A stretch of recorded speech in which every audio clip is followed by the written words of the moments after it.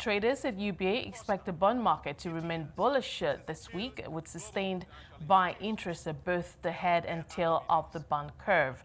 Chuka Nwachukwu, head of ALM and balance sheet management at UBA, joins me now to unpack midweek trading at the fixed income and FX markets. Chuka, thank you for joining us today. Thank you, Esther. Bring us up to speed on market action today. I'd like you to start with the morning market. I believe there was supposed to be some FAC inflow from the Federal Accounts and Allocation Committee. Talk to us about that. Okay, the money market, we saw system liquidity improve. We saw rate hovered around 16 to 17%.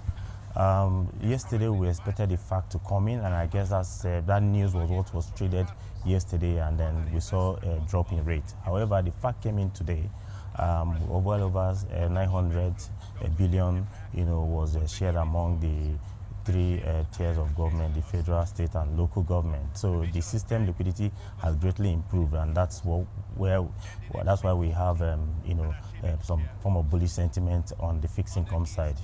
Well, but I would like you to talk to us about what what part of the curve we're seeing the most trading on the bond market. Yes, there's bullish sentiment, but where we're seeing the most action? Yeah, the most action is on the longer end, especially the 2053. This bond came out at the last, printed out at the last auction at 18%, and currently trading about 45 to 50 basis points below where it came out. So you can see there's a lot of activity, a lot of interest, on that bond. However, like you mentioned, it cuts across board. So we've also seen interest, on the shorter end of the curve, the 2027 and then 2029, and these are bonds that, of course, are always because of the coupon, always a high interest bond. Generally, I think what is happening is that the traders are trading sentiment.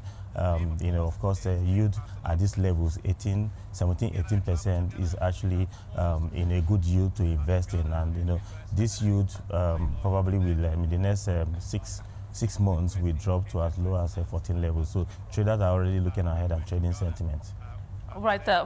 Let's quickly go to the FX markets. We've seen the Naira trading somewhere at around 8.81 to the USD. Talk to us about that. We also know that, recently the CBN, I believe it was the CBN governor who did say that a number of banks had received some FX to clear those FX forward obligations. How is all of that panning out in the market? Yeah, the FX forward, CBN actually has met up with some of its obligations to banks, and so that has actually affected the sentiment, on the FX market, especially the NAFM.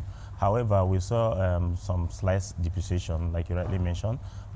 Currently, FX is trading around 881.6 levels from 814 levels. So that's a slight depreciation. However, this is expected because in as much as CBN has also cleared quite a number of the backlog, which they are still continue to do, we still continue to have demand, every now and then, and that will continue to affect rates in the market.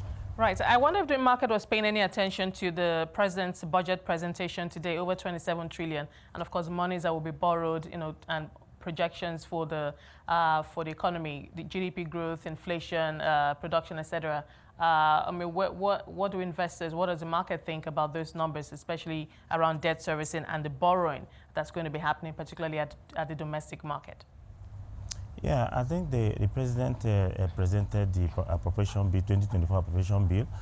We saw about 20-25 basis points increase from what it was this current fiscal year, which this current fiscal year was around 21 trillion, and then this has increased from 21 trillion to 27.5 trillion. So market sentiment is favorable. For once, we've seen a president who actually is driving investors, by most of his visits abroad, and that also, we tell to his nature of a business, how he wants Nigerian economy to grow, and so this kind of initiative brings a lot of confidence into the system, and that's why I said, investments, in fixed income at this level, going into the next first quarter or second quarter of the year, we see most of the FBI coming, and that will also decrease. That will definitely decrease yields, at this level. So investors are actually keying into the president's initiative, and it's looking good. Right. Just 60 seconds projection for forecast for the rest, trading for the rest of the week. So for the T-bills, we expect to see this bullish sentiment because of the liquidity in the system. FAC are just coming. And then, of course, this is also a very attractive levels to buy.